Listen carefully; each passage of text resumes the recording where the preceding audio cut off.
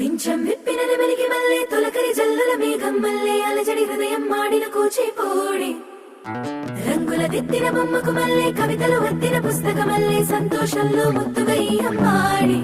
ఆరారు ఋతువుల అందం ఒకటిగా కలిపి వింతలు ఏడు పక్కకు జరిపే కొత్తగా పుంతలు తొక్కెను ఈ అరవిందం అమ్మమ్మో తాండవమాడే కృష్ణుడి నుండి వేణువ గానం తీయగ పండి రాధకు ప్రాణం ఉప్పొంగే ఆనందం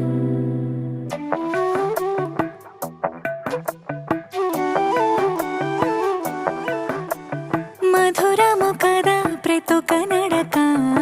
నీతో కలిసేలా